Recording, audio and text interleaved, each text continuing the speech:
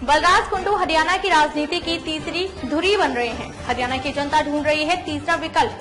कुंडू में नजर आ रही है आस। जो आशा दुष्यंत चौटाला में हरियाणा को नजर आ रही थी, वही आशा अब बलराज कुंडू में नजर आने लगी है। भाजपा और चौटाला परिवार गठबंधन तथा कांग्रेस से मिली निराशा अब जनता को उन पर विश्वास नहीं रहा है। ऐसे में अब सवाल खड़ा होता है कि क्या कुंडू ले पाएंगे 36 बिरादरी को साथ और हरियाणा का ताज पहन पाएंगे। मैं अंजना द विश्व प्रेम न्यूज और हरियाणा न्यूज फ्लैश से चलिए शुरुआत करते हैं आज की बड़ी खबर से।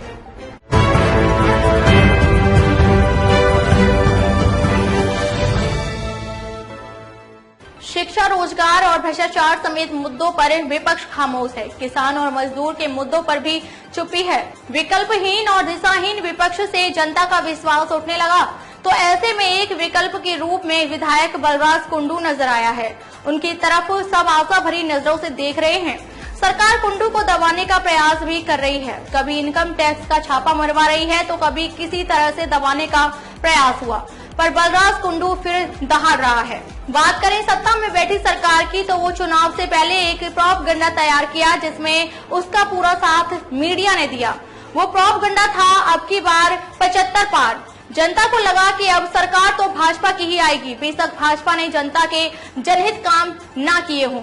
शिक्षा, स्वास्थ्य और रोजगार देने में सफल नहीं रही। ग्रुप डी की नौकरी देकर वाहवाही खूब लूटी। किसान और मजदूरों के लिए भी खास राहत नहीं दी।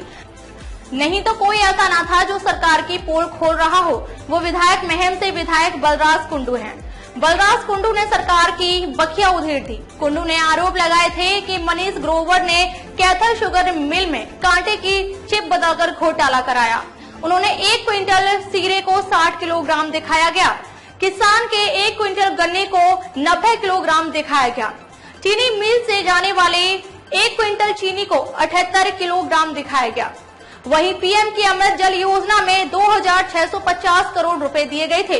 इसे पानी और सीवर का काम पब्लिक हेल्थ विभाग को करना था, लेकिन मनीष ग्रोवर ने इसे अपने डिपार्टमेंट में लिया और फिर सिंगल टेंडर करवाए गए।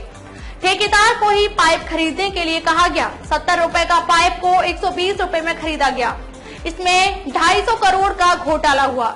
कुंडू ने कहा कि रोहतक की कॉलोनियों में सड़कों पर मास्टिक asphalt लेयर बिछाई जा रही है। इसमें 70 से 80 करोड़ रुपए का घोटाला पहली नजर में दिखता है। ठेके पर जो काम 455 रुपए वर्ग मीटर में होता है, वह काम 900 तक में कराया गया। राजनीति में हरियाणा की जनता अब बारी बटा को खत्म करना चाहती है। पहले 10 साल कांग्रेस का था राज और अब भाजपा चौटाला परिवार का राज है, पर गाड़ी वही है, ड्राइवर बदल दिए गए हैं। विधायक बनने से पहले ही बलराज कुंडू ने लड़कियों की शिक्षा के लिए अपना कार्य शुरू कर दिया था कि शिक्षा प्राप्त करने के लिए परेशानी ना हो। कुंडू ने लड़कियों को पढ़ाई के लिए बलराज कुंडू के सौजन्य से महम हलके के अनेक गाँव में पहले से ही 12 बसें चलाई जा रही है। बस चलवाने के पीछे कारण था कि ग्रामीण परिवेशन से बहनों को शिक्षा के लिए शहर जाने में खासी दिक्कतें आती थीं, जिसके कारण अनेक बहनों को आगे की पढ़ाई से वंचित रह जाना पड़ता था। इसी दिक्कत को देखते हुए क्षेत्र की सभी बहनों के लिए 6 बसें भेंट की हैं, जो हल्का महम के प्रत्येक गांव से रोहतक महाविद्यालय व विश्वविद्यालय तक निःशुल्क चलाई गई हैं। ये बसें बेटियों को गांव से कॉलेज के गेट तक का मुफ्त व सुरक्षित सफर मुहैया करा रही हैं।